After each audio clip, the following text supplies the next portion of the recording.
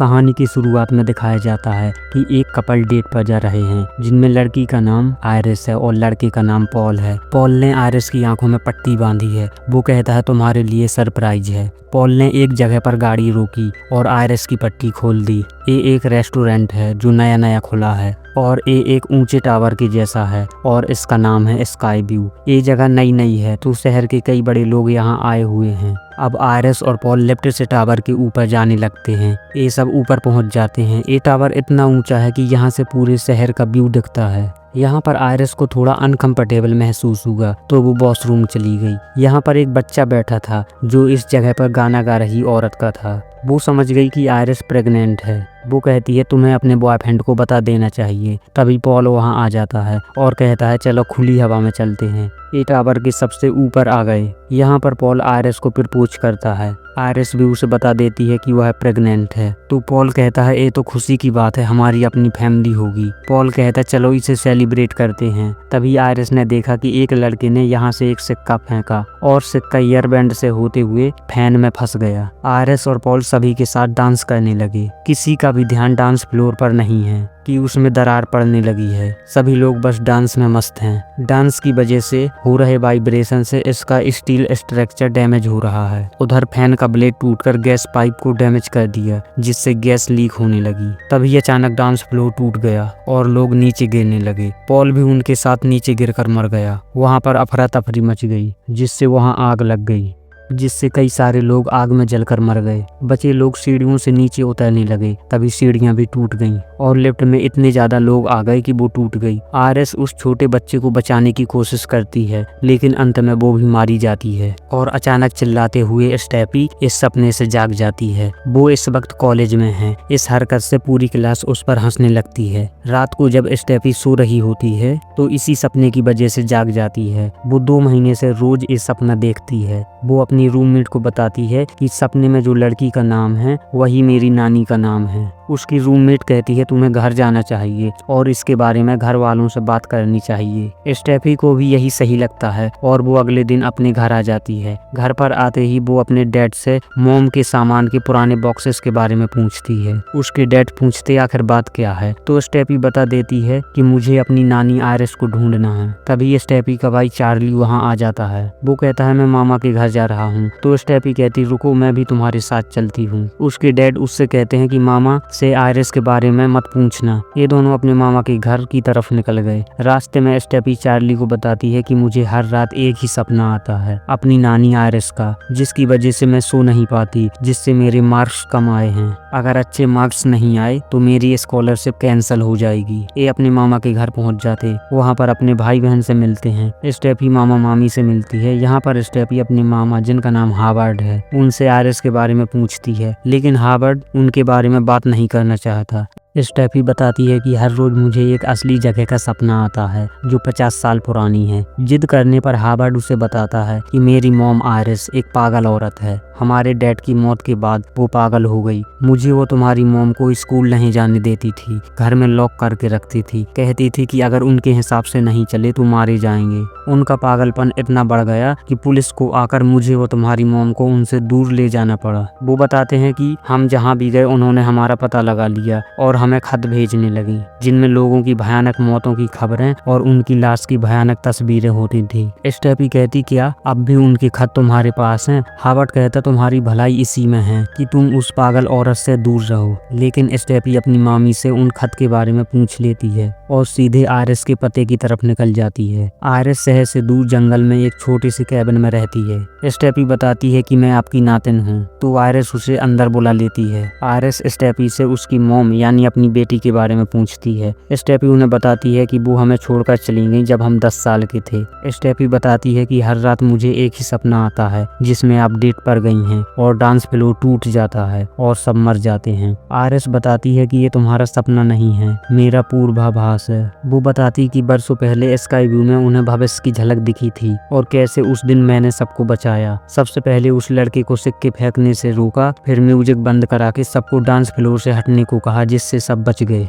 Iris बताती है कि मौत को हारना पसंद नहीं, इसलिए उसने उन सभी लोगों को जल्दी ही मार दिया और तुम्हारे नाना पॉल को भी। लेकिन मैं उसे कई वर्षों से चकमा देती आई हूँ। मैंने उससे बचने के सभी पैंतरे सीख लिए हैं, लेकिन अब वो जीत जाएगी क्योंकि मुझे कैंसर है। नानी बताती है कि मुझे 2 महीने पहले ही पता चला। तो स्टेफी कहती है 2 महीने से ही मुझे सपने आ रहे हैं। आयरिस बताती है कि शायद मैं मर रही हूँ, इसलिए मेरी शक्ति तुम्हारे अंदर आ गई है। आयरिस कहती मैंने मौत से बचने के सभी पैंतरे इस किताब में लिखे हैं, ये सब मुझे तुम्हें सिखाना होगा। लेकिन स्टेफी कहती मुझे जाना होगा, क्योंकि स्टेफी को लगता है कि नानी सच में पागल है और आयरिस भी ये बात समझती है कि स्टेफी को मुझ पर विश्वास नहीं हो रहा है। स्टेफी यहाँ से जाने लगती है तो आयरिस उसे वो किताब थमा देती है और कहती है थोड़ा पीछे हटो, और कहती देखोगी तभी मानोगी। तभी एक रॉड सिलेंडर के प्रेशर से उड़ते हुए आई और आयरिस के सर के आर पार हो गई और स्टेफी खून से लथपथ हो गई। अब हमें दिखाया जाता है कि आयरिस के फ्यूनरल पर परिवार के सभी लोग आए हैं। स्टेफी की मॉम भी आई हैं, लेकिन स्टेफी और उसके डैड उनसे बात तक नहीं करना चाहते हैं। हावर्ड अपनी बहन के गले मिलते हैं। अगले दिन ये सब आयरिस की याद में एक पार्टी रखते हैं। यहाँ पर ये सब पार्टी की तैयारी कर रहे थे। वहाँ स्टेफी आयरिस की किताब देख रही है। पार्टी का सामान रखते वक्त बॉबी से एक गिलास टूट जाता और एक कांच का टुकड़ा बर्फ में चला जाता है। बॉबी ने सबको ड्रिंक दी। किसी एक की ड्रिंक में वो कांच का टुकड़ा है। ये सब पार्टी एंजॉय कर रहे थे। उधर स्टेफी समझ गई कि अब मरने की बारी हम में से किसी की है। वो जल्दी से अपने घर से निकली और इनके पास आई।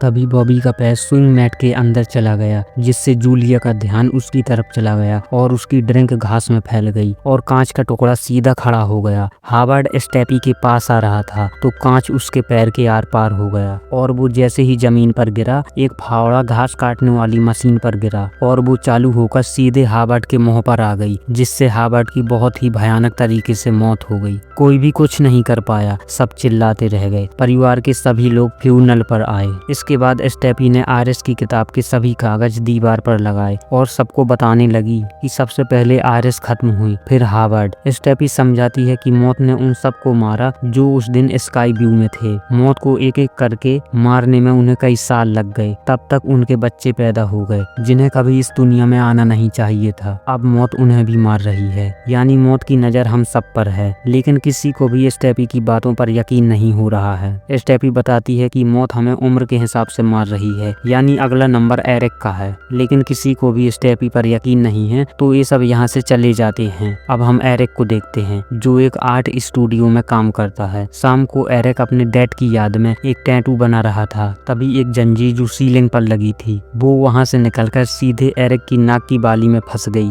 एरिक उसे निकालने की कोशिश करता, जिससे लैंप के गिरने की वजह से स्पिरिट में आग लग गई। एरिक ने नाक से जंजीर अलग कर दी, लेकिन घायल हो गया और स्टूडियो भी जल गया।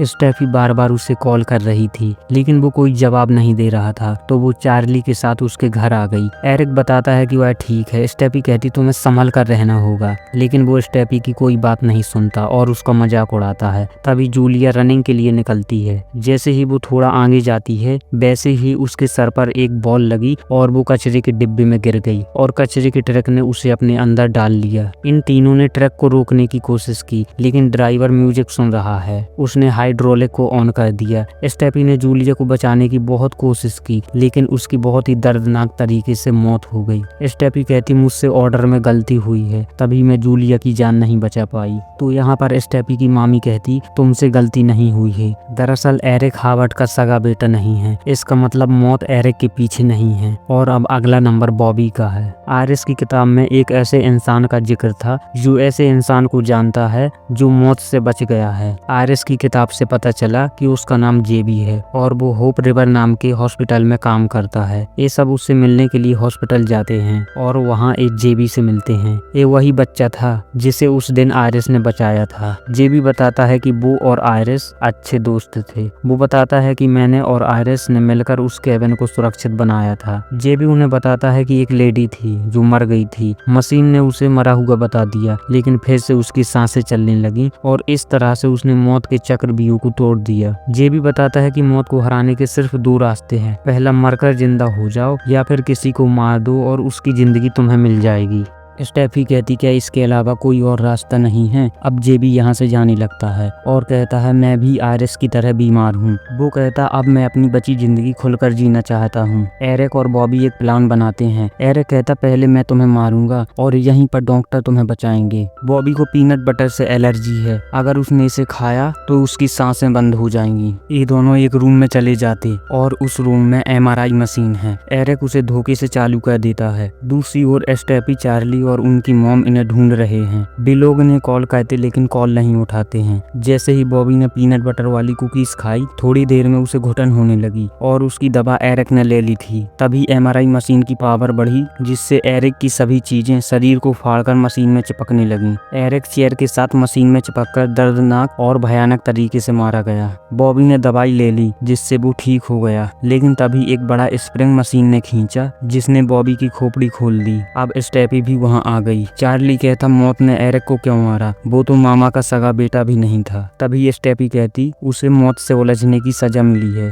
अब बस यही तीनों रह गए हैं और अब अगला नंबर इनकी मॉम का है। स्टेफी कहती बाहर हर जगह खतरा है, सिर्फ आयरिस का केबिन ही सुरक्षित है, वो उसमें कई साल जिंदा रही। उनकी मॉम कहती मैं उस केबिन में रहूंगी और जब तक मैं जिंदा हूँ मौत तुम्हें छू भी नहीं पाएगी। स्टेफी कहती मौत आपको वहां तक पहुंचने नहीं देगी, लेकिन मैं उसे देख सकती हूँ, इसलिए हम आपको वहां तक पहुंचाएंगे। ये तीनों वैन में बैठकर केबिन की तरफ निकल जाते हैं और कुछ समय बाद ये उस केबिन तक पहुंच जाते हैं। यहाँ पहुंचते ही स्टेफी को आभास होता है कि मौत अपनी चाल चलने वाली है, तो वो गाड़ी से गेट तोड़ देती है। स्टेफी का सीट बेल्ट अटक गया है। वो कहती मॉम आप अंदर जाइए, आप अंदर पहुंच गई तो मुझे कुछ नहीं होगा। यहाँ मौत ने अपनी चाल चली और गमले से गैस का पाइप तोड़ दिया और जैसे ही मॉम ने दरवाजा खोला एक शॉर्ट सर्किट की चिंगारी अंदर गई और एक जोर का धमाका हुआ जिससे वैन पलट गई और स्टेफी पानी में डूबने लगी। चार्ली मलबे के नीचे दब गया और मॉम बेहोश थी, लेकिन मॉम ने जल्दी होश में आकर चार्ली को निकाला।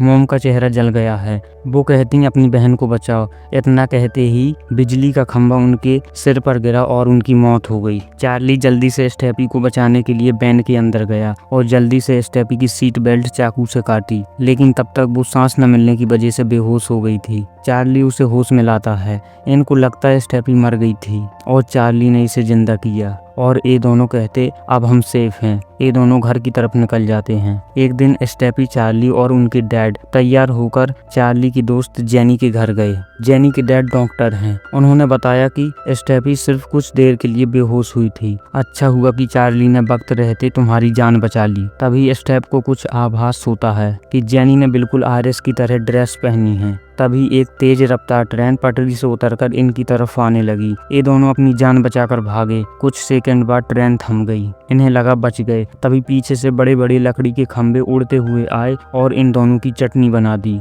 और इस तरह मौत ने इन सबको हरा दिया। मौत ने दिखा दिया कि कोई भी उससे बच नहीं सकता। इसलिए आप जैसे भी हाल में जहाँ भी हों जिंदगी के मजे लीजिए, पता नहीं मौत कब आ जाए। अगर वीडियो आपको पसंद आया तो वीडियो को लाइक और चैनल को सब्सक्राइब जरूर करें और मैं आपसे मिलता हूँ ऐसे ही किसी कहानी के साथ। तब तक के लिए गुड बाय।